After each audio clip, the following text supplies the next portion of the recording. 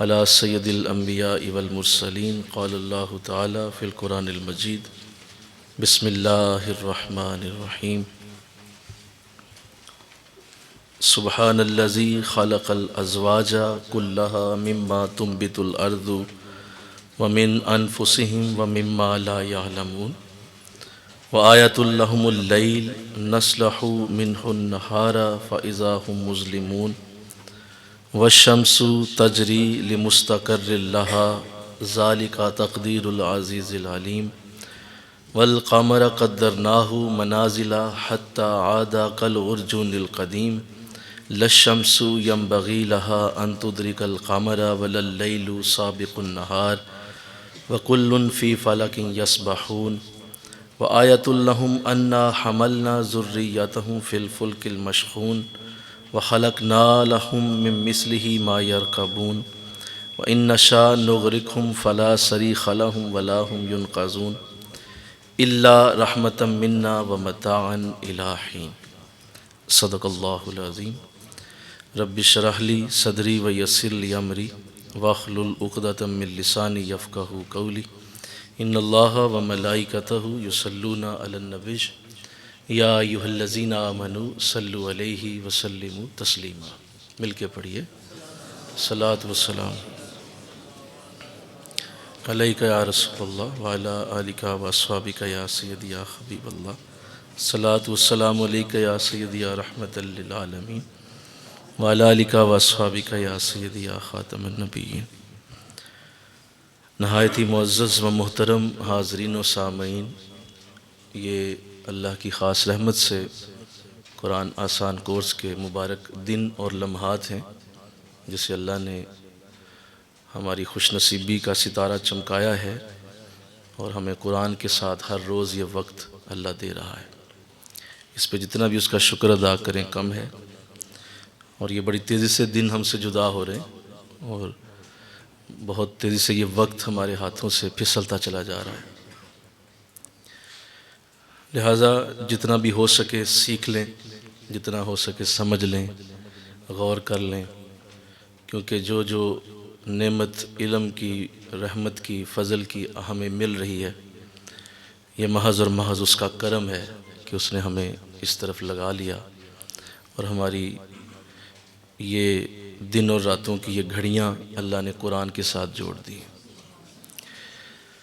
آپ اس کا اندازہ اس بات سے لگا سکتے ہیں کہ جب حضور علیہ السلام مدینہ شریف تشریف لائے تھے تو آپ کے ساتھ بہت سارے صحابہ نے ہجرت فرمائی، اور حضور کے ساتھ وہ مدینے آئے، اور انہوں نے حضور کے ساتھ آ کر مدینہ میں ایک نئے شہر کی بنیاد رکھی، باقاعدہ دین کی ترویج شروع ہوئی، قرآن کا نزول بھی جاری رہا، صحابہ حضور کی خدمتوں میں بیٹھتے تھے، اب کوئی رکاوٹ نہیں تھی۔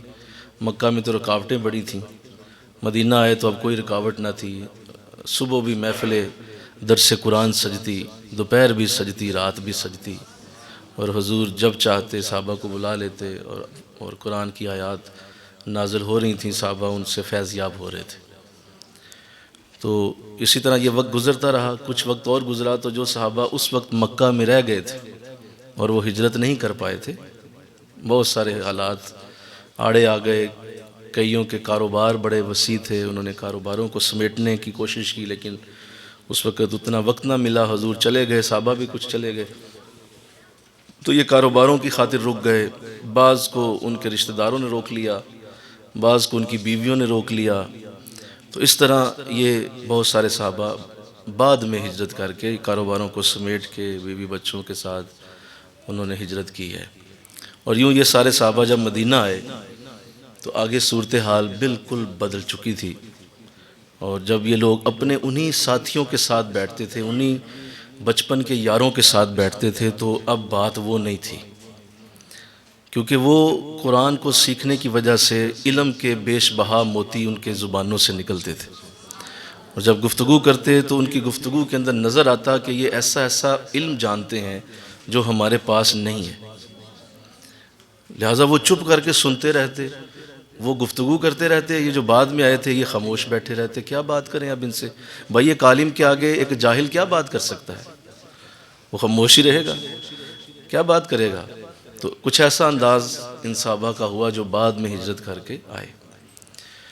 تو جب یہ دیکھا انہوں نے کہ یہ تو بات ہی الگ ہو گئی ہے، تو وہ سارے آپس میں بیٹھے جو بعد میں آئے تھے، اور انہوں نے کہا کہ یہ ہمارے ساتھ بہت بڑا معاملہ بن گیا ہے کہ ہم لیٹ ہو گئے ہیں اور ہم دیر کر دی، ہم نے کاروباروں کے لیے، بچوں کے لیے، بیویوں کے لیے، وہ سب کچھ ہم نے جو اپنی مصروفیات تھیں ان کی وجہ سے جو لیٹ ہم ہوئے ہیں، اب کیا کریں؟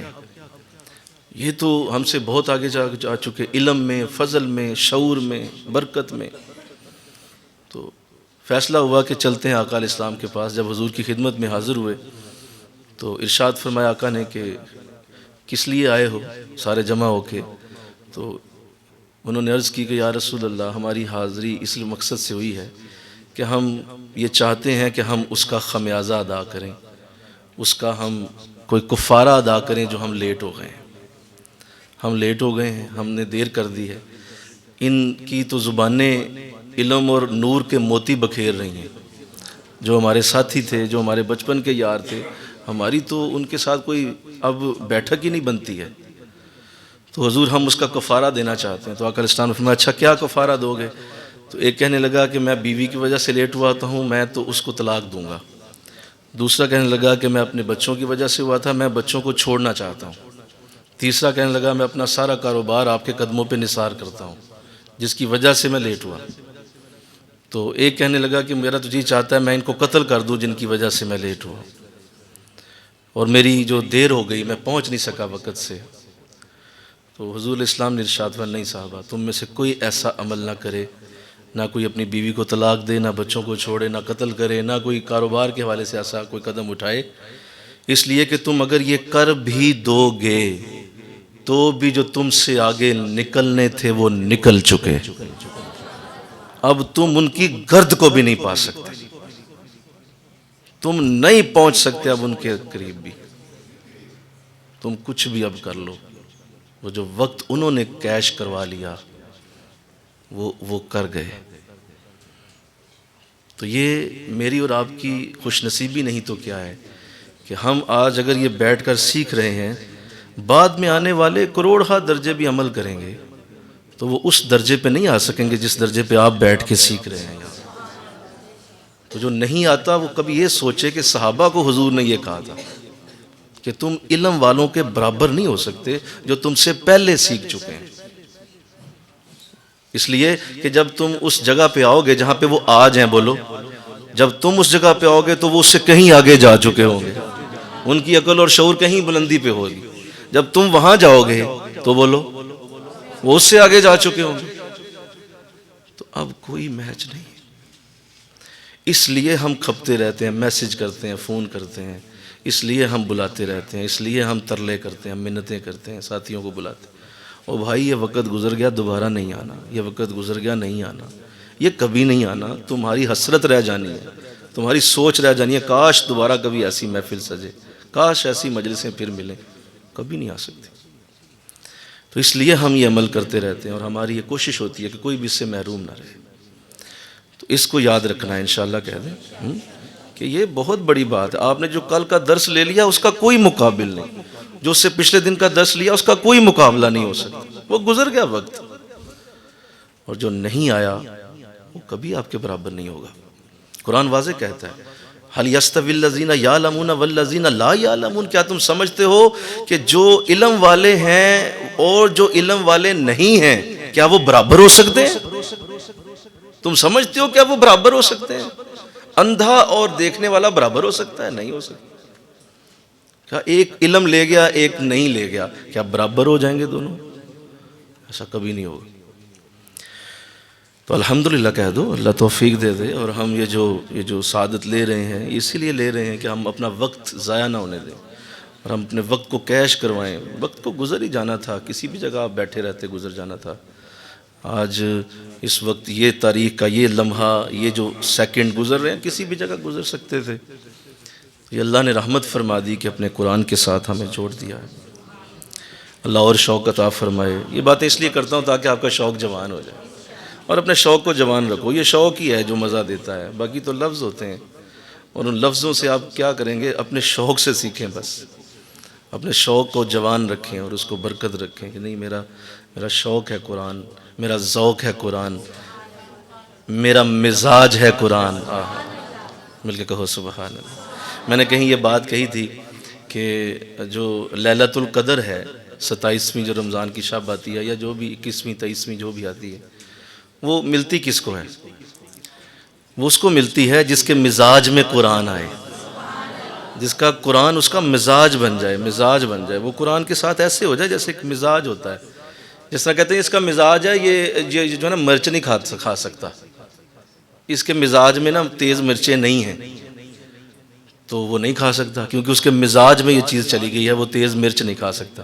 جی اس کے مزاج میں ہے یہ ٹھنڈا پانی نہیں پی سکتا، یہ مزاج ہوتا ہے نا، بعض بولو۔ تو ایسے ہی قرآن اس کے مزاج میں قرآن ہے جی، لہذا قرآن دو گے تو اس کو مزہ آنا ہے، قرآن پڑھے گا تو اسے مزہ آنا ہے، قرآن سنے گا تو مزہ آنا ہے، قرآن سامنے آئے گا تو دن گزرے گا۔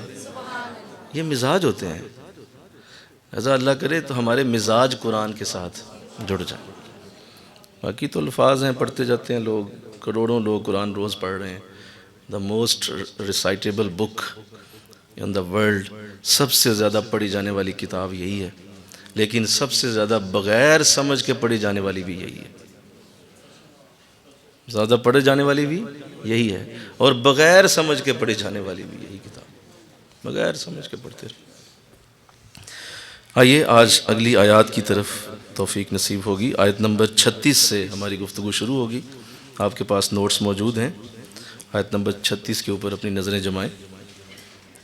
کل ہم ذکر کر رہے تھے کہ اللہ نے اپنی نشانیوں کا بیان شروع فرمایا تھا، مل کے کہو سبحان اللہ، کیونکہ یہ اللہ کی نشانیاں، اس پہ سبحان اللہ ہی بنتا ہے، بار بار اللہ کی نشانیوں کو اللہ اس میں پیش کر رہا ہے۔ تو اس پہ گفتگو ہو چکی تھی کہ اللہ نے فرمایا زمین میری نشانی ہے، یہ جو میں نے باغ پیدا کیے ہیں کھجوروں کے، یہ میری نشانیاں ہیں، یہ جو انگوروں کے گچھے ہیں یہ میری نشانیاں ہیں، اور یہ جو چشمے اور یہ جو ندیاں اور دریا ہیں یہ میری نشانیاں ہیں۔ تو اللہ نے اس پہ گفتگو فرمائی تھی، اور پھر یہ بھی فرمایا تھا کہ یہ جتنے تم پھل کھاتے ہو یہ ہم نے تمہیں دیے ہیں، اور تم کیا ابھی بھی شکر نہیں کرتے کہ ہم نے پھلوں جیسی اعلیٰ نعمتیں تمہارے اوپر نثار کر دی ہیں۔ یہ کھیتیاں ہیں سرسبز غذا کے واسطے، یہ کھیتیاں ہیں سرسبز غذا کے واسطے، یہ چاند سورج اور ستارے ضیاء کے واسطے، اور اے انسان تو کسی کے لیے نہیں، تو صرف خدا کے واسطے۔ یہ سب کچھ ہم نے تیرے لیے بنایا ہے، یہ سب تیرے لیے پیدا کیا گیا ہے، لیکن تو میرے لیے ہے۔ تیری پیدائش ان کے لیے نہیں ہوئی کہ تو انہیں کے پیچھے بھاگتا پھرے، روٹی کے پیچھے ہی زندگی ضائع کر دے۔ میری جو ان نعمتوں کا تو حقدار ہے وہ اس لیے ہے کہ تو میرے لیے پیدا ہوا ہو۔ افلا یتدبرون القرآن، تم قرآن پہ غور کر کے دیکھو، تمہارے لیے ہم نے بنایا یہ۔ اللہ وما خلقت الجن والانس الا لیعبدون، ہم نے جنوں اور انسانوں کو اپنی عبادت کے لیے پیدا کیا۔ اللہ تو ارشاد فرمایا آیت نمبر 36 میں، سبحان الذی خلق الازواج کلھا مما تنبت الارض ومن انفسہم ومما لا یعلمون۔ سبحان الذی، یہ الفاظ آپ کو ملیں گے 15ویں پارے کی آغاز میں بھی، اور وہاں بھی اللہ نے انہی لفظوں کے ساتھ اس پارے کا آغاز کیا جس میں اللہ نے معراج کا ذکر فرمایا۔ سبحان الذی اسریٰ بعبدہ لیلا من المسجد الحرام الی المسجد الاقصی، پاک ہے وہ ذات جو اپنے بندے کو لے گئی راتوں رات مسجد حرام سے مسجد اقصی تک۔ تو وہاں بھی یہی الفاظ تھے سبحان الذی، یہی الفاظ سورہ یاسین میں بھی ہیں، اور انہی الفاظ سے اللہ نے کہا کتنا پاک ہوں میں، مل کر کہو سبحان اللہ، سبحان الذی۔ تو جب اللہ اپنے آپ کو سبحان کہہ رہا ہے تو ہمیں بھی کہنا چاہیے نا، بولو سارے ہاں ہاں۔ تو جب اللہ کہہ رہا ہے میں سبحان ہوں تو ہمیں بھی فوراً وہی صدا بلند کرنی چاہیے، سبحان اللہ، کہ مولا تو واقعی پاک ہے، اس لیے کہ تو خود اپنے آپ کو کہہ رہا ہے سبحان الذی، پاک ہے وہ ذات، بڑی پاک ہے۔ کیا اس نے کیا ہے؟ خلق الازواج کلھا، اس نے ہر چیز کے جوڑے بنائے ہیں۔ میری یہ نشانیوں میں سے دیکھ لو کہ میں نے تمہارے جوڑے تخلیق کیے، مما تنبت الارض ومن انفسہم، زمین میں ہر جگہ بھی ہمارے جوڑے تمہیں نظر آئیں گے، اور تمہاری ذات کے اندر بھی ہم نے جوڑے بنائے ہوئے ہیں، ومما لا یعلمون، اور تمہیں اکثر کا علم نہیں ہے، تم علم نہیں رکھتے ہو کہ ہم نے کہاں کہاں یہ جوڑوں کی تخلیق کی ہوئی ہے۔ تو اللہ نے جوڑوں میں کائنات کو بنایا، مرد اور عورت کا جوڑا ہے، نر اور مادہ کا جوڑا ہے، جانور بھی نر اور مادہ میں ہیں، بولو مرد اور عورت بھی، اسی طرح پرندوں کے اندر بھی نر اور مادہ ہیں، مچھلیوں میں بھی نر اور مادہ ہیں، جنات میں بھی نر اور مادہ ہیں، اور اسی طرح جو ہے وہ پھلوں میں بھی نر اور مادہ پھل ہوتے ہیں۔ اسی طرح کھجور بھی ایک نر ہوتی ہے، ایک مادہ ہوتی ہے۔ تو اللہ نے ہر جگہ جوڑے بنائے، پازیٹیو نیگیٹو کا جوڑا دو تاروں کے اندر ہوتا ہے، اور اگر یہ بلب چل رہا ہے، روشنی اس کی آپ دیکھ رہے ہیں، تو اصل میں اس کے پیچھے بھی جوڑا ہے، وہ پازیٹیو اور نیگیٹو تار ہے جو اس کو روشن کر رہی ہے۔ تو پوری کائنات کی تخلیق اللہ فرما رہا ہے میں کیسا اعلیٰ ہوں، کیسا میں پاک ہوں کہ میں نے جوڑوں کے اندر تخلیق کی ہوئی، ہم نے جوڑے بنائے، اور یہ حسن ہے کائنات کا۔ دیکھیں نا، اگر مرد کی مردانگی نہ ہو تو عورت کے خمار کا کوئی فائدہ نہیں ہے، عورت کی آنکھوں کے خمار کی کوئی مطلب ہی نہیں، اور اگر عورت کی آنکھوں کا خمار ہی نہ ہو تو مرد کی مردانگی کا بھی کوئی مطلب نہیں۔ تو یہ دونوں ایک دوسرے کے ساتھ جڑے ہوئے ہیں، اور اللہ نے ان جوڑوں کے ساتھ انسان کی تخلیق کی ہے، اور انسانیت جو ہے وہ جوڑوں کے ساتھ چل رہی ہے۔ اب دیکھیں جو انسانی جینز ہیں، جو ہمارے جسم کے اندر کروموسومز ہیں، جو لوگ سائنس کے اسٹوڈنٹس ہیں وہ سمجھیں گے کہ جو ہمارے جینز ہوتے ہیں اس میں ایکس اور وائی کروموسوم ہوتا ہے، ایک کروموسوم ایکس ہوتا ہے اور دوسرا وائی ہوتا ہے۔ تو وہ ایکس اور وائی کروموسوم جو ہیں ان سے انسان کی تخلیق ہوتی ہے۔ اگر ایکس کروموسوم جو ہے وہ وائی کے اوپر ڈومینیٹ کر جائے تو لڑکا پیدا ہوگا، اور اگر وائی کروموسوم ایکس کے اوپر ڈومینیٹ کر جائے تو بچی پیدا ہوگی۔ مل کے کہو سبحان اللہ۔ تو یہ جوڑے، یہ اللہ نے جوڑوں میں کائنات کو تخلیق کیا۔ تو فرمایا ہم نے ہر جگہ جوڑے پھیلائے، میں تمہیں علم ہی نہیں ہے کہ یہ کیسی ہماری تخلیق، کیسا خوبصورت انداز ہے۔ آپ کسی جگہ کھجور کو لگائیں نا، اگر وہ ایک اکیلی کھجور لگی ہو، نر کھجور ہو فرض کریں یا مادہ ہو، تو وہ اگر اکیلی لگی ہوگی تو اس پہ پھل نہیں آئے گا، پھل اس پہ نہیں آ پائے گا جب تک اس کے قریب ایک مادہ کھجور نہ ہو، یا مادہ لگی ہو تو نر کھجور اس کے قریب نہ لگے، پھل نہیں پیدا ہو سکتا۔ کمال ہے اس کا یہ۔ وہ ہوائیں جو ہوتی ہیں وہ نر کے وہ جو بلیڈز ہوتے ہیں انہیں اٹھا کر تو مادہ کے اوپر چھڑک دیتی ہیں، اس سے وہ پروسیس شروع ہوتا ہے اور پھل پیدا ہونا شروع ہوتا ہے۔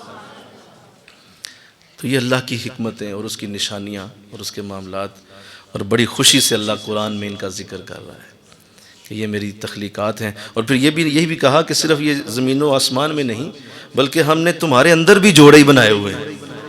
تم دیکھو ذرا اپنے اندر، دو کندھے، مل کے کہو سبحان اللہ، دو آنکھیں، دو کان، دو گردے، اللہ اکبر، دو ہاتھ، دو پاؤں، جوڑوں میں تمہاری تخلیق کی ہوئی ہے۔ ہم نے جوڑے تمہارے اندر پیدا کر دیے، اور اگر تم غور کرو تو دل ایک بنایا ہے۔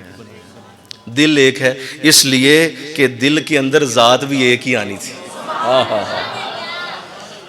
وہ دو دل نہیں بنائے، وہ ایک دل بنایا کہ اس کے اندر ایک ہی ذات کا آنے کا کام ہے، دو دلوں کا کوئی کام نہیں، ایک دل۔ تو یہ اس کی حکمت ہے۔ خدا کی قسم میرے رب کی کیا صنعیت ہے۔ اور پھر ساتھ یہ بھی کہا مما لا یعلمون، تمہیں ابھی بھی علم نہیں ہے، تم اس کے میرے اس خوبصورت انداز کے اخیر تک نہیں جا سکتے۔ اچھا میں آپ کو حیرانی کی بات سنا، پہاڑوں میں بھی نر اور مادہ پہاڑ ہوتے ہیں۔ آہا، مل کے کہو سبحان اللہ، نر پہاڑ اور مادہ پہاڑ۔ اور اس کا مظاہرہ آپ کبھی جائیں نا شمالی علاقہ جات میں تو وہاں آپ کو نظر آئے گا۔ میں نے اس کا تجربہ وہاں دیکھا تھا، اور ہمارے ساتھ ایک دوست تھے، انہوں نے اس کی ہمیں بتائی تھی، اور باقاعدہ اس وقت منظر بھی ایک ایسا سامنے تھا کہ دو پہاڑ تھے، ملے ہوئے پہاڑ تھے، اور ان میں سے ایک چھوٹا پہاڑ باہر کی طرف جیسے آ رہا ہے، ابھی چھوٹا تھا، تو وہ کہنے لگے کہ جی اگر آپ کو اللہ نے موقع دیا، آپ آج سے کوئی 20 30 40 سال بعد دوبارہ یہاں آئیں تو یہ جو چھوٹا پہاڑ آپ کو نظر آ رہا ہے نا، یہ بالکل اس کی نہیں کے لیول پہ آ جائے گا، بڑا ہو جائے گا۔ یہ اصل میں ان دونوں پہاڑوں سے جنم لیا اس نے، کیونکہ ہم یہاں رہتے ہیں، ہمیں پتہ ہے یہ دو پہاڑ آپس میں ملے تھے اور انہوں نے اس پہاڑ کو جنم دیا ہوا ہے۔ ان میں سے ایک نر ہے اور ایک مادہ پہاڑ ہے۔ اب کہو نا سبحان اللہ، بنتا ہے اب تو۔ سبحان الذی خلق الازواج، وہ کتنا پاک ہے جس نے جوڑوں میں تمہیں پیدا کیا اور اس نے تمہارے اندر جوڑے رکھ دیے۔ آگے ارشاد فرمایا وَآیَاتُ اللَّهُمُ اللَّيْلِ نسلہ منہ النہار فاذا ھم مظلمون۔ آیت نمبر 37 میں اللہ فرما رہا ہے اور دوسری نشانی ان کے لیے رات ہے، ہم اتار لیتے ہیں اس سے دن کو تو یک لخت وہ اندھیرے میں رہ جاتے ہیں۔ کہا یہ جو رات اور دن ہیں یہ میری نشانیوں میں سے ہیں۔ یہ جو پہلی آیات میں نے آپ کے سامنے عرض کی ہیں اور اس سے اوپر جو آیات ہم نے پڑھی تھیں کھجور والی اور انگور والی آیات اور چشموں والی، یہ آیات جو ہیں یہ ساری کی ساری جو ہے باٹنی کی آیات ہیں۔ اس سے ساری باٹنی کا علم جو ہے وہ باہر آتا ہے۔ جو لوگ باٹنی کے طالب علم ہیں وہ قرآن کی ان آیات سے یہ علوم سیکھتے ہیں، اور کالجز میں یونیورسٹیز میں جو باٹنی سمجھائی جاتی ہے وہ ساری انہی آیات سے نکل رہی ہے۔ اور اس کے بعد جو آگے آپ نے پڑھا، جو ابھی آپ پڑھ رہے ہیں رات اور دن کے بارے میں جو گفتگو ہوگی، اور آگے جو ہے وہ اللہ سورج کا ذکر کرے گا، چاند کا ذکر کرے گا، آسمانی چیزوں کا ذکر ہوگا، یہ سارے کا سارا اسٹرانومی کا علم کہلاتا ہے۔ نوٹ کریں، یہ اسٹرانومی ہے، اس کو اسٹرانومی کہتے ہیں، فلکیات۔ جہاں بھی اسٹرانومی پڑھائی جائے گی وہ اصل میں انہی قرآن کی آیات کے نیچے آئے گی، اور قرآن کی ان آیات سے اسٹرانومی کا علم جو ہے وہ کائنات میں جہاں بھی پڑھایا جا رہا ہے دنیا جہان میں وہ انہی آیات کے ساتھ ہے۔ اس کا مطلب یہ ہوا کہ اصل میں ہر علم کا پہلا جو نقطہ ہے وہ قرآن سے شروع ہوتا ہے، اور دنیا کے سارے علوم اسی میں۔ آگے ہم ارضیات پڑھیں گے، جیولوجی پڑھیں گے، ہم جیولوجی کی بات ہوگی، پھر ہم آگے جو ہے وہ زوالوجی پہ آ جائیں گے، جانوروں کی باتیں اللہ شروع فرمائے گا۔ تو zoology, astronomy, botany, chemistry, biology, physics, یہ سارے کے سارے علوم اصل میں قرآن سے ہی نکلے ہوئے ہیں، اور قرآن کی آیات کے اندر ان کا اصل نالج جو ہے وہ دیا گیا ہے۔ تو کہا یہ جو رات ہے اس کا دیکھیں اللہ نے کیسا راز دیا۔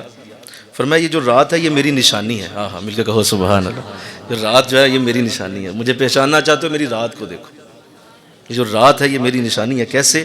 کہا کہ ہم نے ان کو نشانی اس طرح بنایا ہے، ہم اتار لیتے ہیں اس سے دن کو، یعنی اصل میں یہ رات ہی ہے پورے زمانے میں، دن اس کے اوپر چڑھایا جاتا ہے، دن اس کے اوپر ڈالا جاتا ہے۔ یوں سمجھ لو جیسے ایک حبشی ہو تو اس حبشی کو آپ سفید کپڑے پہنا دیں، سفید رنگ کا کپڑا اس کے پورے جسم پہ ڈال دیں، تو جب آپ اس کے سفید کپڑے کو اتارو گے تو نیچے کیا نکلے گا؟ بولو، کالا رنگ ہوگا نا۔ تو ایسے اللہ فرما رہا ہے اصل میں زمانے میں رات ہی ہے، یہ جو دن ہے یہ ہماری بہت بڑی مہربانی ہے کہ ہم اس کے اوپر چڑھا دیتے ہیں دن کو۔ اور اس کا مظاہرہ آپ دیکھیں گے کہ جب آپ کہیں کھڑے ہوں اور شام ہو رہی ہو تو جب وہ سایہ جو ہے بڑھتا چلا جاتا ہے تو یوں لگتا ہے جیسے کوئی پردہ ہے وہ اترتا چلا آ رہا ہے اور ہر طرف اندھیرا جو ہے وہ بنتا چلا جا رہا ہے۔ تو وہ پردہ اللہ فرما رہا ہے میں دن کو اتار دیتا ہوں رات سے، یہ میری نشانی ہے کہ میں کیسے اتارتا ہوں۔ کوئی اس کائنات میں ایسی قوت تو میرے سامنے لائے جو اس پردے کو اتارنے سے روک سکے اللہ کو۔ ہاں یعنی وہ دن ہے تو دن ہی رہے، وہ ایسی قوت لے کے آئے کہ وہ دن کو دن ہی رکھے۔ اللہ فرما رہا ہے میرے سامنے نہیں آ سکتا کوئی ایسا جو دن کو دن ہی رہنے دے، ہم ضرور اسے رات میں بدل دیں گے، اور جب رات آئے گی تو رات کے بعد ہم دوبارہ دن کو چڑھائیں گے اس کے اوپر۔ مل کے کہو سبحان اللہ۔ تو یہ جو پروسیس ہے پورا، یہ جو رات اور دن کا پروسیس ہے، اس کی بہت گہری ڈیٹیلز ہیں، بہت زیادہ تفصیلات ہیں کہ کس طرح سورج کی وہ جو موومنٹ ہے وہ کرتی کرتی وہ کس طرح سے آگے آتی ہے زمین کے، اور یوں پوری زمین میں رات اور دن کا یہ سرکل جو ہے وہ شروع ہوتا ہے۔ ابھی اس وقت میں یہاں آپ سے محو گفتگو ہوں، آپ سماعت کر رہے ہیں، باہر رات ہو چکی ہے، اندھیرا چھا چکا ہے، عین اسی وقت میں بہت سارے ملکوں میں صبح کے 6 بجے ہوئے ہیں، لوگ ابھی بستروں میں ہیں، اور لوگ ابھی ناشتے کر رہے ہیں، ابھی بچے اسکولوں کے لیے تیار ہو رہے ہیں، اور لوگ اپنے آفیسز کے لیے، اپنی جابز کے لیے، محنت مزدوری جو بھی اس کے لیے تیار شیار ہو کے تو باہر نکل رہے ہیں، 6 بجے ہوئے ہیں دن کے۔ کیا خوبصورت نظام ہے، ایک طرف لوگ سونے کی تیاری میں ہیں اور اسی وقت میں دوسری طرف لوگ اٹھنے کی تیاری کر رہے ہیں۔ کہ یہ کیسا نظام ہے میرا، ساری زمین کو یکلخت سلا دیا جاتا تو یہ دیکھیے یہ کتنی بڑا فساد کی بات تھی۔ ساری زمین یکلخت سو جاتی، فیکٹریاں ساری زمین کی بند ہو جاتی، ساری زمین کے کارخانے بند ہو جاتے، ساری زمین کی مشینری آف ہو جاتی، فلائٹس رک جاتی، لوگ سو جاتے، رات ہو گئی، ساری زمین پہ رات ہو گئی، تو بتاؤ کتنی مشکل ہوتی، کتنے کام، کتنی فصلیں، کتنی کارخانے کی چیزیں بند ہو جاتی۔ تو ہم یہاں سونے لگے ہیں، کچھ لوگ وہاں اٹھ کر ہمارے لیے چیزیں تیار کرنے لگے ہیں۔ وہ ہماری روٹی کا بندوبست وہاں ہو رہا ہے کارخانوں کے اندر. ہم جب ان کارخانوں میں ہم چلے جائیں گے وہ سو جائیں گے, ان کا ریسٹ ٹائم شروع ہو جائے گا, ہمارے کارخانے شروع ہو جائیں گے, ہماری جاب شروع ہو جائیں گی, ہمارے ایروپلین اڑنا شروع ہو جائیں گے, ہماری جو نظام زندگی ہے وہ حرکت میں آ جائے گا. تو کہا یہ میری نشانی نہیں تو اور کیا ہے بندو, کہ ہم اس نظام کو کیسے چلا رہے ہیں. مل کے کہہ دو سبحان اللہ, ذرا مل کے بولو یار, ہم اس نظام کو کیسے چلا رہے ہیں. اللہ کی اس حکمت پہ قربان جائیے. اگر ہم ایسے نہ کریں تو تمہاری زندگی کے نظام رک جائیں. کسان جو ہے وہ کھیتوں میں جا رہا ہے, وہ جا کے وہاں فارمنگ کر رہا ہے, فصلیں لہلہا رہی ہیں, ادھر سورج ان کو گرمی دے رہا ہے, چڑھا ہوا ہے, تمہارے لیے وہاں فصلیں پک رہی ہیں, ادھر تم رات میں سو رہے ہو, وہاں تمہارے لیے روٹی کا انتظام ہم کر رہے ہیں. اللہ اکبر.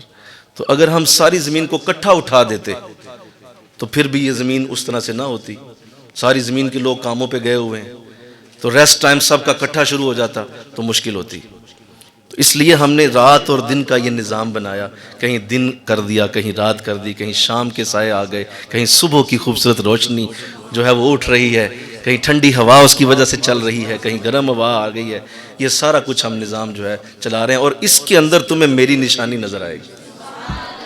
تم مجھے پہچان سکتے ہو رات اور دن کے آنے اور جانے سے. کیا بات ہے میرے مولا, آپ کی کیا بات ہے. تو ارشاد فرمایا فائزہ ہم مسلمون, اور وہ اندھیرے میں ہی رہ جاتے اگر ہم ایسا نہ کرتے. اور آگے بڑی خوبصورت بات ہے, والشمس تجری لمستقر لہا, نہ سورج کی یہ مجال ہے اور یہ آفتاب جو آپ کو تمہیں چلتا رہتا نظر آتا ہے اپنے ٹھکانے کی طرف. ذالک تقدیر العزیز العلیم, یہ اندازہ ہے مقرر کیا ہوا اس غالب کی طرف سے اور اس علم والے کی طرف سے. یعنی یہ جو چاند ہے, یہ جو سورج ہے, یہ میری بہت بڑی نشانیوں میں سے ہے. علم فلکیات زوروں پہ ہے اس وقت, اور اللہ نے ایسٹرونومی کی حدوں کو بیان کیا ہے. تو سورج کو بڑی خوشی سے یہاں ذکر کیا, والشمس تجری لمستقر لہا, یہ آفتاب ہے جو ہمارے اشاروں پہ چلتا رہتا ہے. منو ٹنوں اربوں منو ٹنوں وزنی, ایک بہت بڑا ستارہ جس کے اندر زمین کو اگر پھینک دیا جائے تو زمین اس طرح گم ہو جائے جس طرح ایک جنگل میں سوئی گم ہوتی ہے. اتنا بڑا اس کا حجم, منو ٹنو ہیلیم گیس جس کے اندر ایک سیکنڈ کے اندر جل جاتی ہے, اور اس کی جو گرمی ہے وہ اگر زمین پہ ڈائریکٹ آ جائے تو یہاں تانبے سے زیادہ گرمی پاؤں کو چھو جائے, اور اس قدر جو ہے وہ سوا نیزے پہ جس طرح آگ برستی ہے اس طرح وہ حالت ہو جائے. لیکن اللہ نے کس طرح سورج کو ایک خاص دوری پہ رکھا ہوا ہے کہ زمین کے اوپر اس کی گرمی بڑی اچھی لگتی ہے, مناسب سی دھوپ لگتی ہے, اور راستے میں الٹرا وائلٹ ریز کا ایک جال بچھا دیا ہے کہ جتنی بھی اس کی الٹرا وائلٹ ریز ہیں وہ تہ اوزون کی تہ کے ساتھ رک جاتی ہیں. انسان کے لیے وہ جو خطرناک ریز ہیں وہ اوزون کی تہ روک دیتی ہے, اور وہاں سے وہ ریز آگے آ نہیں سکتی, کیونکہ اللہ نے انسانوں کی زندگی کا نظام یہاں چلانا ہے. تو فرمایا یہ ہم نے مقرر کیا ہوا ہے, یہ چلتا رہتا ہے ہمارے اندازے کے مطابق, اس کی کیا مجال ہے کہ ہمارے اندازے سے ادھر ادھر ہو سکے.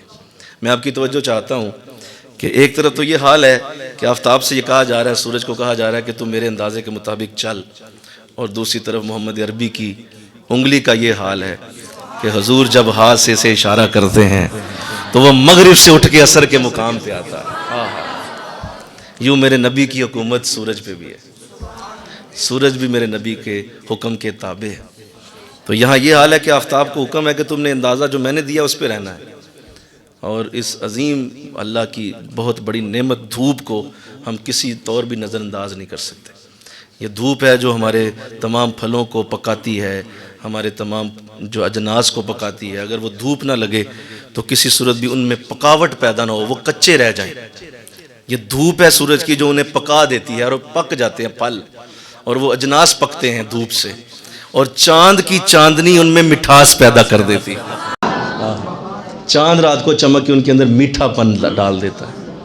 اگر چاند نہ چمکے تو میٹھے نہ ہوں, اور ان کے اندر وہ مٹھاس ہم محسوس ہی نہ کر پائیں جو آم کی ہوتی ہے, جو انگور کی, جو تربوز کی جو مٹھاس ہے, وہ اصل میں چاند کی چاندنی ہے جو اس وقت رات کو جب بدر اپنے پورے حلال پہ اور پورے جلال پہ آتا ہے, 14ویں رات کا چاند, تو وہ اصل میں ان کے اندر مٹھاس پیدا کرنے کے لیے اس کی روشنی کو پیدا کیا جاتا ہے. تو کہا یہ جو سورج ہے یہ بھی ہماری نشانی میں سے ہے. اور حضور اسلام تشریف رکھتے تھے صحابہ کے درمیان, تو حضرت ابو ذر غفاری رضی اللہ تعالیٰ عنہ سے حضور اسلام نے خود ہی سوال کیا کہ ابو ذر بتائیے کہ یہ سورج جب غروب ہوتا ہے، مغرب کا وقت تھا تو غروب ہو رہا تھا سورج، تو آقا اسلام نے فرمایا یہ کہاں جاتا ہے، یہ غروب ہو کے کہاں جاتا ہے؟ تو آپ نے ارشاد فرمایا، حضرت ابو ذر غفاری رضی اللہ تعالیٰ عنہ فرماتے ہیں یا رسول اللہ، اللہ و رسولہ عالم، اللہ اور اس کا رسول ہی خوب جانتے ہیں کہ یہ کہاں جاتے ہیں، میرا علم اتنا نہیں ہے جتنا آپ کا ہے، آپ خوب جانتے ہیں۔ تو آپ نے ارشاد فرمایا کہ ابو ذر یہ اللہ کے عرش کے آگے سجدہ کرنے چلا جاتا ہے، یہ سجدہ ریز ہو جاتا ہے اللہ کے عرش کے آگے، کہ شام جب ہوتی ہے تو سورج اللہ کو سجدہ کرتا ہے۔ اللہ اکبر۔ تو اس کا بھی ذکر اللہ نے قرآن میں سورہ یاسین کے اندر بڑے فخر سے فرمایا کہ میری نشانیوں میں سے، اور آگے فرمایا والقمر، مل کے کہو سبحان، والقمر، یہ چاند بھی میری نشانیوں میں ہے، قدرناہ منازل حتی عاد کالعرجون القدیم، یہ جو چاند ہے اس کو دیکھو، ہم نے اس کے لیے بھی منزلیں مقرر کر دی ہیں، اور وہ آخر میں کھجور کی پرانی شاخ کی طرح ہو جاتا ہے۔ والقمر قدرناہ منازل، ہم نے اس کے لیے منزلیں مقرر کی ہوئی ہیں، حتی عاد کالعرجون القدیم، یہاں تک کہ ایک وقت آتا ہے کہ یہ کھجور کی پرانی شاخ کی طرح ہو جاتا ہے۔ لہذا چاند کو بھی اللہ نے اپنی نشانی کہا، اور یہ بھی خوبصورت مثال ہے کہ ویسے پورے چاند کو قمر کہا جاتا ہے، قمر کا لفظ قرآن نے استعمال کیا، اور یہی لفظ جو ہے پورے چاند کے لیے استعمال، لیکن جو اس کی منزلیں ہیں اس کے لیے علیحدہ علیحدہ الفاظ ہیں۔ جب شروع میں چاند ہوتا ہے، جب پہلے دن کا چاند ہوتا ہے، اسے ہلال کہتے ہیں، بڑا باریک ہوتا ہے، بڑا خوبصورت لگتا ہے، لوگ چھتوں پہ چڑھ کے اس کا نظارہ کرتے ہیں، اسے دیکھتے ہیں کہ یہ حلال ہے، یہ جی ذوالحج کا چاند آ گیا، رمضان کا چاند چڑھا ہے، ربیع الاول کا چاند چڑھا ہے، تو وہ اس کو دیکھتے ہیں چھتوں پہ چڑھ کے، اسے حلال کہتے ہیں۔ اور جب چاند اپنی درمیانی مدت میں پہنچتا ہے، 14 دن پہ پہنچتا ہے، تو پھر وہ پورے اپنے زور پہ ہوتا ہے، اور اس وقت اس کی روشنی اور مٹھاس عروج پہ ہوتی ہے، اس وقت اسے بدر کہا جاتا ہے، وہاں اس کی منزل بدل جاتی ہے، اور ساری دنیا اس کو دیکھتی ہے، اور لوگ چاندنی راتوں میں باہر واک کرنے نکلتے ہیں، سیر کرنے نکلتے ہیں، آج چاندنی رات ہے، چلو آج باہر چلیں، اس خوبصورت ٹھنڈی روشنی کا نظارہ کریں، جو چاند کی چاندنی کی خوبصورت مٹھاس ہوتی ہے اس کو جاننے کے لیے لوگ باہر جاتے ہیں۔ پھر یہ چاند جب آخری دنوں میں جاتا ہے تو پھر یہ کھجور کی پرانی شاخ کی طرح اس کی شکل ہوتی ہے، جسے کوئی بھی دیکھنا پسند نہیں کرتا، راتوں کی اندھیروں میں وہ اٹھتا ہے اور راتوں میں ہی غروب ہو جاتا ہے، کوئی بھی اسے نہیں دیکھتا۔ جب یہ 25ویں 26ویں 27ویں تاریخ میں چلا جاتا ہے تو اس کے بعد وہ کھجور کی پرانی شاخ کی طرح ہو جاتا ہے۔ تو اللہ فرما رہا ہے یہ دیکھو کیسی میں نے اس کے اندر منزلیں پیدا کی ہوئی، اور تمہاری جو تمام تاریخیں ہیں، ڈیٹس ہیں، وہ اسی طرح چاند کے مطابق ہم نے طے کر دی، شروع کی ڈیٹس ہوتی ہیں، پھر درمیانی ہوتی ہیں، پھر آخری ڈیٹس ہوتی ہیں۔ اللہ، تو دیکھو اس کا ذکر کر کے تو اللہ نے انسان کو ایک بڑی خوبصورت ایک تعویل دی ہے، ایک خوبصورت جو ہے مثال دی ہے کہ انسان تو دیکھ تیری زندگی بھی کچھ ایسے ہی ہے۔ جب تو پیدا ہوتا تھا، تو تیرا وقت شروع ہوا تھا، تو پیدا ہوا تھا، تو اس وقت تو حلال کی طرح تھا، لوگ تجھے دیکھنے آئے، لوگ تیرے پاس آئے، تیرے چہرے کو دیکھنے پہنچے، اچھا بیٹا ہوا ہے، اچھا بیٹی ہوئی ہے، آئے دیکھنے چلتے ہیں فلاں کا بیٹا ہو، تو تو حلال کی طرح تھا، لوگ تجھے دیکھ رہے۔ پھر ایک وقت آیا کہ تیری جوانی کے دن شروع ہوئے، اور جس طرح جو چاند جو ہے جب وہ جوانی کے دنوں میں آتا ہے تو اس وقت اس کا زور اتنا ہوتا ہے کہ سمندر کی لہروں کو وہ کھینچتا ہے، اور مد و جزر پیدا ہوتا ہے۔ یہ جو سمندر کے اندر لہریں بنتی ہیں وہ اصل میں چاند کی کشش کی وجہ سے بنتی ہیں، چاند انہیں کھینچ لیتا ہے، تو مد و جزر تھا تو اس وجہ سے تھا کہ وہ چاند کی جوانی بڑی اعلیٰ تھی اس وقت۔ لہٰذا انسان تو بھی اپنی جوانی کے دنوں میں کچھ ایسا ہی نہیں تھا کیا؟ جب تو جوان ہوا تو نے بھی بڑے بڑے سینوں کے اندر مد و جزر پیدا کیا، بڑے بڑے لوگ تیری طرف متوجہ ہوئے تھے، بڑے بڑے لوگ تیری جو ہے وہ مست نگاہوں کا شکار ہوئے تھے، اور تو بھی جوانوں میں جوان تھا، اور لوگ جو ہے وہ تجھے دیکھنے کے لیے تیری جوانی کی مثالیں دیا کرتے تھے۔ تو ایک وقت آیا کہ تو بھی بوڑھا ہو گیا، اور تیری آخری عمر آئی، اور تیری آخری عمر کے دن شروع ہو گئے، اور تو بھی کھجور کی اس پرانی شاخ کی طرح ہو گیا جسے کوئی بھی دیکھنا پسند نہیں کرتا۔ اب تیری وہ جوانی نہ رہی، اب تیرے اندر وہ رمق نہ رہی، اب تیرے اندر وہ تازگی نہ رہی، تیری جلد کی سلوٹیں بڑھنا شروع ہو گئیں، تیری زبان پہ لکنت آ گئی۔ اس وقت جو بچہ تھا جب وہ تتلاتا تھا تو لوگ اس کو پیار سے چوم لیتے تھے، کتنا سونا بولتا ہے، لیکن جب تو اسی بڑھاپے میں جا کے تتلاتا ہے تو لوگ تجھ سے دور بھاگتے ہیں۔ تو اے بندے تیرا بھی یہی حال ہے کہ ایک حلال ہوا، ایک بدر ہوا، اور اس کے بعد کھجور کی پرانی شاخ کی طرح تیرا حال ہو گیا۔ تو اسی طرح انسان کو توجہ دلائی گئی ہے کہ اے بندے، جس طرح چاند ہماری نشانیوں میں سے ہے، تو اس کو دیکھ کے اپنا ہی اندازہ کرتا رہے کہ میں اس وقت کس منزل پہ کھڑا ہوں، اور ایک وقت آئے گا کہ بڑھاپے کا وقت شروع ہوگا۔ خیر یہ تو میں نے دنیا کی مثال آپ کے سامنے رکھی ہے، لیکن میں آپ کی توجہ چاہوں گا، اللہ والوں کے لیے یہ معاملہ نہیں ہوتا جی۔ مل کے کہو سبحان اللہ۔ اللہ والا جتنا بوڑھا ہوتا جاتا ہے اتنا سونا ہوتا چلا جاتا ہے، وہ اتنا خوبصورت لگتا ہے۔ وہ جتنا زیادہ عمر میں جائے گا نا، اتنا چہرے پہ نور برسے گا، اتنا چہرے کی تازگی بڑھ جائے گی، اتنا زیادہ اس کی جسم کی نزاکت زیادہ ہو جائے گی، اور اتنا زیادہ لوگ کھچے چلے آئیں گے۔ حالانکہ وہ 80-90 سال کی عمر تک جا پہنچا، لوگ آ کے پاؤں دبائیں گے، حضرت ہیں پیار۔ اللہ والوں کے ساتھ یہ اصول نہیں ہے جی، یہ اصول آپ کائنڈلی محبت سے اللہ والوں کے ساتھ نہیں لگائیں، یہ دنیا داروں کا ہی ہے۔ نیک لوگ جتنے پرانے ہو جائیں اتنے سونے ہو جاتے ہیں، اتنے حسین ہو جاتے ہیں، اتنے اٹریکٹیو ہو جاتے ہیں، اتنا ان کے اندر نور بڑھ جاتا ہے، اور اتنی زیادہ ان کی اللہ کی قربت زیادہ ہو جاتی ہے، برکت زیادہ ہو جاتی ہے، رحمت زیادہ ہو جاتی ہے۔ اللہ تو میں توجہ چاہوں گا، یہ بزرگوں کے لیے نہیں ہے، یہ اللہ والوں کا اصول نہیں ہے، وہاں پہ ایسا نہیں ہوتا۔ وہ ہر دم جوان، ہر دم برکت، ہر دم رحمتیں لیے ہوئے یہ لوگ ہوتے ہیں۔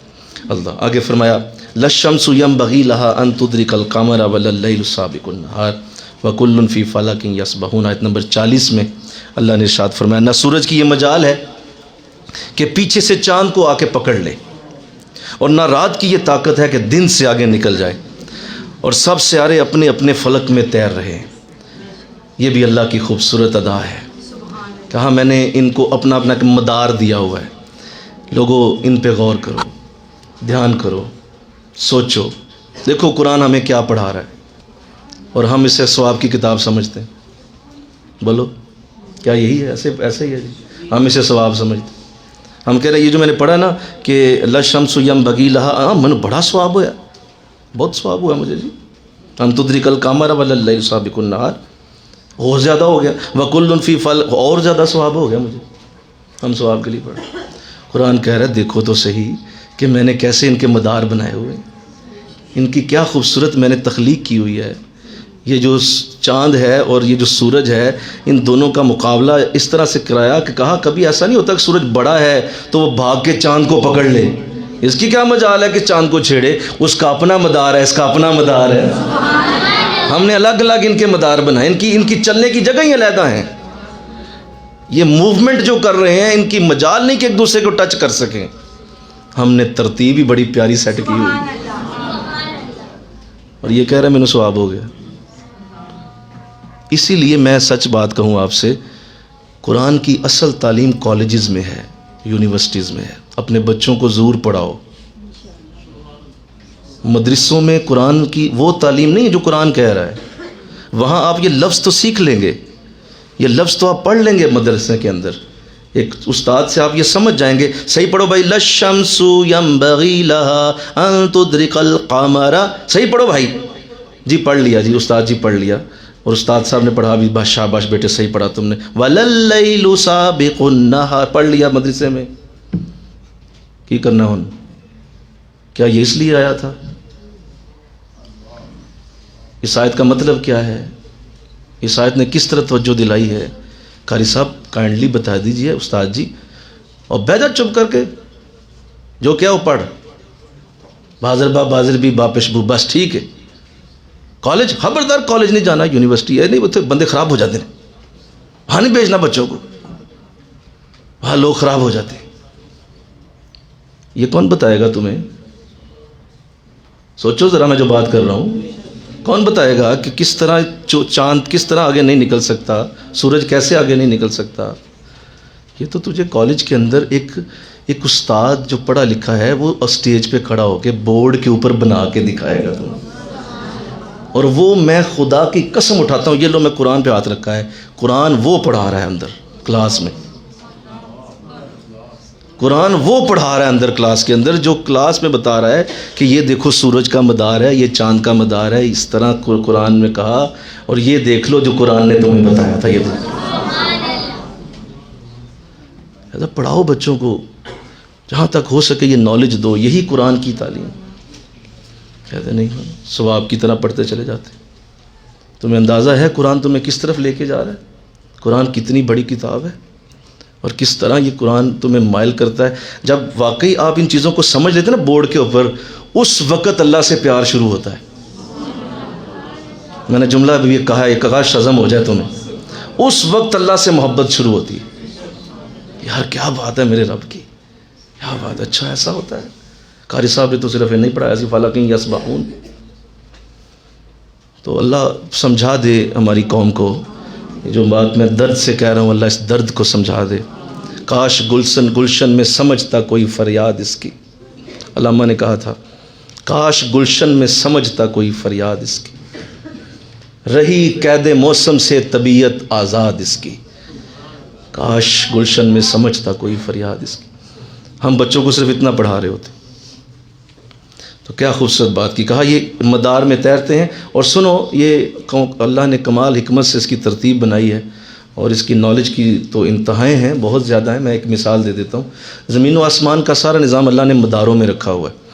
یہ جتنے بھی آپ کو ستارے نظر آتے ہیں قرآن کہہ رہا ہے کہ یہ سارے اپنے اپنے مدار میں تیر رہے ہیں. لکھے لفظ ہے، دیکھیں لفظ ہے وَكُلٌّ فِي فَلَكٍ يَسْبَحُونَ. وَكُلٌّ یہ سارے جتنے بھی ستارے تمہیں نظر آتے ہیں یہ اپنے اپنے مدار میں ہیں. ان کا ایک وے ہے، راستہ ہے جس راستے کے اوپر یہ چل رہے ہیں اور ہم نے ان کے راستے بنائے ہوئے ہیں. اور یہ مشاہدہ جب انہوں نے کیا، جو محققین تھے، ریسرچ کرنے والے جنہوں نے کائنات کو بڑی بڑی دوربینوں سے بہت بڑی بڑی ٹیلیسکوپس یوز کیں اور انہوں نے کائنات کا جب مشاہدہ کیا تو حیرت سے آنکھیں پھٹ گئیں کہ ایسے ایسے بڑے ستارے موجود ہیں، ان کا حجم اتنا زیادہ ہے کہ وہ ایک زمین جو ہے اس جیسی کروڑوں زمینیں لائیں تو پھر بھی ان کا حجم اس سے بڑھ جاتا ہے. بہت بڑے حجم کے ہیں وہ، ان کا سائز بہت بڑا ہے اور وہ اتنی تیزی سے بھاگ رہے ہیں. فَالْفَلَكِ يَسْبَحُونَ وہ تیر رہے ہیں، اتنی تیزی سے بھاگ رہے ہیں کہ ایک سیکنڈ میں کئی لاکھ کلومیٹر کا فاصلہ طے کر جاتے ہیں. ایک سیکنڈ میں روشنی کی رفتار سے بھی زیادہ وہ بڑے بڑے ستارے تیر رہے ہیں. اور کئی ستارے ایسے ہیں کہ ان کے مداروں کو اس طرح سے ترتیب دیا گیا ہے کہ دو ستارے یوں چلتے ہوئے مدار ان کے آپس میں قریب آتے ہیں. اور قریب ہوتا ہے کہ ایک سوئی کے اوپر والے جو نوک والا حصہ ہے اتنا رہ جاتا ہے فاصلہ دونوں کے ٹکرانے میں، لیکن دونوں ستارے یوں دور ہو جاتے ہیں آپس میں اور اللہ جو ہے ان کو ٹکرانے نہیں دیتا. اگر ان کا ہلکا سا کونا بھی ٹچ کر جائے، جتنی سپیڈ دیکھو نا، دو کاریں ایک بڑی روڈ کے اوپر 150 کی سپیڈ سے جا رہی ہوں تو کیا ہوگا؟ ہلکی سی ایک کار ذرا ٹچ کرے 60 والی سے، کیا ہوگا جی؟ ہر شے ختم ہو جائے گی، دونوں کاریں تباہ ہو. اور جو ساتھ چل رہی ہوں گی ان کو بھی لیتے جائیں گی، وہ پوری کی پوری روڈ برباد ہو جائے گی. تو کہا وہ دو ستارے اگر آپس میں ذرا بھی آپس میں ٹچ کر جائیں تو کائنات ایک سیکنڈ میں بھگ کر کے اڑ جائے. لیکن ہم کمال اس حکمت سے چلاتے ہیں کہ ان دونوں ستاروں کو ٹچ نہیں ہونے دیتے اور قیامت تک ایسا ہی چلتا رہے گا. ہم انہیں کبھی بھی آپس میں ٹکرانے نہیں دیں گے. جس دن قیامت آئے گی ہلکا سا انہیں دھکا دے دیں گے، بس ہلکی سی انہیں ایک ہلکی سی پش کریں گے، وہ ستارے ٹکرائیں گے. زمین و آسمان. ایک شخص اپنے ہاتھ سے روٹی کا لقمہ لے کر منہ میں ڈالنے کے قریب ہوگا کہ اس سے پہلے قیامت اسے ختم کر دے گی. یہ کوئی ٹائم نہیں لگنا اس پہ کہ جی ابھی مطلب آ رہی ہے، اور جی ابھی یورپ تک پہنچی ہے قیامت، ابھی جی انڈیا تک آ گئی ہے. یہ ایسے نہیں ہونا. یہ ایک سیکنڈ سے بھی کم وقت میں ہر شے ختم ہو جانی ہے. اور جس طرح آقا علیہ السلام نے مثال دی کہ ایک روٹی کا لقمہ بھی منہ میں نہیں جانے دیا جائے گا، اس سے پہلے پہلے زمین و آسمان کا نظام اللہ ختم کر دے. تو کہا یہ سارے اپنے مداروں میں ہیں. تو اس لیے جو سائنس نے تحقیق کی ہے، سائنس یہ کہتی ہے کہ زمین جو ہے وہ سورج کے گرد گھومتی ہے. سورج سٹل ہے، بے حس و حرکت ہے، اور زمین اس کے ارد گرد چل رہی ہے. قرآن اس کی تردید کرتا ہے، قرآن اس کے اگینسٹ ہے. قرآن کہتا ہے نہیں ایسا نہیں ہے، زمین رکی ہوئی ہے، سورج اس کے ارد گرد چل رہا ہے. یہ سارے جو ہیں وہ فی فلک یسبحون، یہ سارے اپنے اپنے مداروں میں تیر رہے ہیں. آگے فرمایا وَخَلَقْنَا لَهُمْ وَآيَةٌ لَهُمْ أَنَّ حَمَلْنَا ذُرِّيَّتَهُمْ فِي الْفُلْكِ الْمَشْحُونِ. آیت نمبر 41 میں اللہ فرما رہا ہے ایک نشانی ان کے لیے یہ بھی ہے. چلو اب زمین پہ آ جاؤ ذرا مل کے کہو سبحان اللہ. آسمانوں سے اتار دیا نیچے. کا ایک نشانی یہ بھی ہے کہ ہم نے سوار کیا ان کی اولاد کو ایک کشتی میں جو بھری ہوئی تھی. اب سمندروں میں آ جاؤ ذرا دیکھو. اس وقت زمین پہ 3 حصے پانی ہے, پتہ ہے نا جی آپ کو. ایک حصہ خشکی ہے اور 3 حصے زمین پہ ابھی سمندر ہے. لہٰذا کتنی بڑی نشانی ہے اس کی وہ. لہٰذا کبھی جاؤ, جا کے دیکھ کے آؤ. وہ اللہ کی بہت بڑی نشانی ہے. اور جن لوگوں نے سمندر کا نظارہ کیا ہوا ہے, جب پہلی دفعہ انسان اسے دیکھتا ہے نا تو اس کی زبان پہ سبحان اللہ کے علاوہ کوئی لفظ نہیں آتا.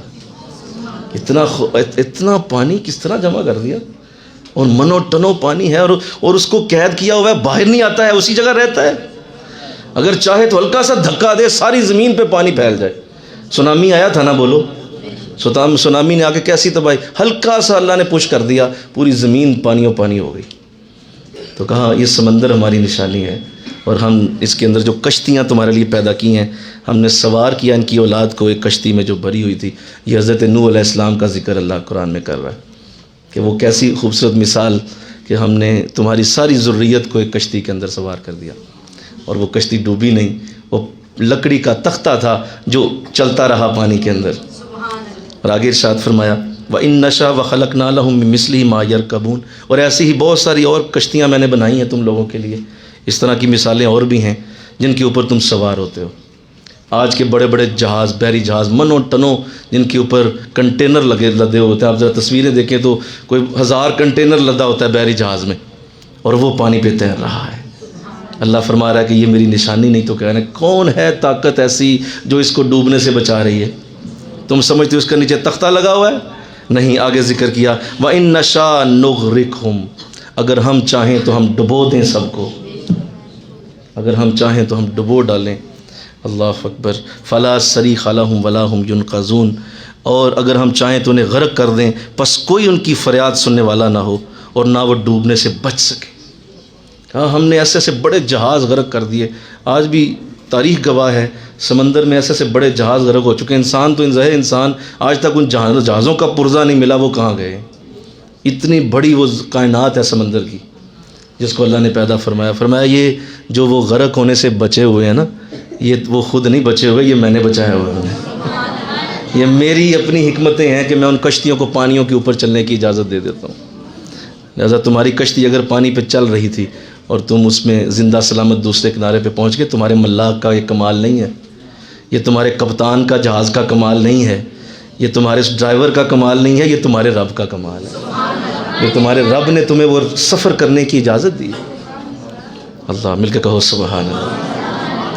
فرمایا کہ یہ نشانی ہے ہماری کہ اگر ہم چاہیں تو انہیں غرق کر دیں. بڑے بڑے جہاز, اگر ٹائٹینک کے بارے میں آتا ہے کہ اس کو جب بنایا گیا تھا تو اس کے بنانے والے نے کہا تھا کہ یہ کبھی بھی یہ ڈوب نہیں سکتا, یہاں تک کہ خدا بھی اسے نہیں ڈبو سکتا. تو یہ خیر اس کی بدبختی تھی. ایسے لوگ ہوتے ہیں دنیا میں اس طرح کی بڑ مارنے والے. تو اس نے بڑ مار دی کہ اتنا میں نے اس کو مضبوط بنا دیا ہے کہ یہ تو خدا بھی نہیں ڈبو سکتا. تو وہ اپنے پہلے سفر میں ہی وہ ایک آئس برگ سے ٹکراتا ہے, اور ہزاروں مسافروں کے ساتھ اس کی جو ہے وہ جس طرح سے وہ ڈوبا, آج تک دنیا میں اس کی مثال موجود ہے. رضا اللہ فرما رہا ہے کہ یہ تم کہہ رہے ہو, تم چلا رہے ہو, میں نے ہلکا سا اسے چھوڑ دیا پانی کے اندر تو کوئی بھی اسے نہیں بچا سکے گا, یہ غرق ہو جائے گا. تو لہٰذا زمین و آسمان کی خوبصورت مثالیں دینے کے بعد دیکھیے قرآن آخر میں ایک بات کرنے لگا ہے, اور میں اس پہ آپ کی توجہ چاہتا ہوں. ارشاد فرمایا آیت نمبر 44 44 نمبر آیت میں, الا رحمتم منا. ہاں, ایک چیز ہے جو انہیں غرق کرنے سے بچائے گی, وہ میری رحمت ہے.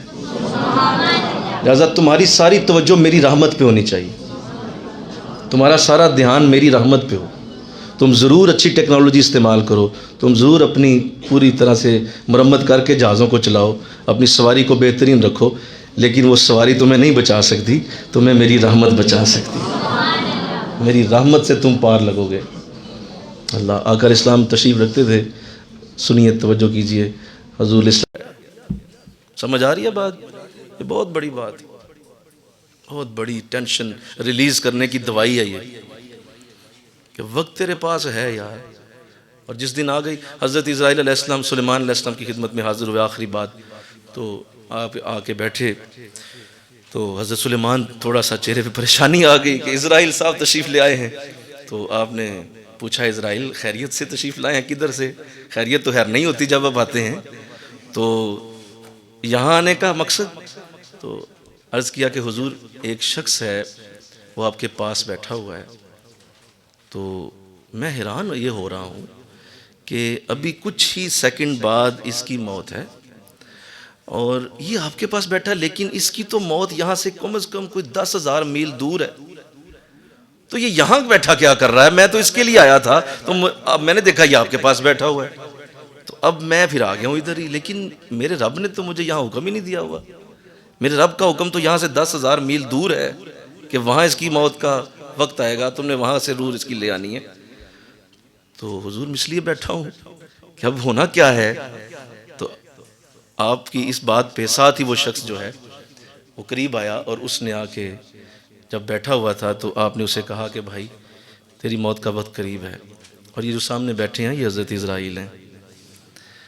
تو اس نے کہا حضور آپ مجھے پھر یہاں سے نہ ذرا وہ 10,000 میل دور ایک جگہ ہے، مجھے ذرا وہاں ہوا کو حکم دے، وہاں پہنچا دے، میں بھاگ کے جانا چاہتا ہوں، میں اس سے ذرا بچ جاؤں گا، کسی طریقے سے دور چلا جاؤں۔ آپ نے کہا ٹھیک ہے، ہوا کو حکم دیا، وہ اس کو اٹھا کے اڑا کے نکل گئی، اسرائیل علیہ السلام بھی اسلام کر کے وہاں روانہ ہو گئے۔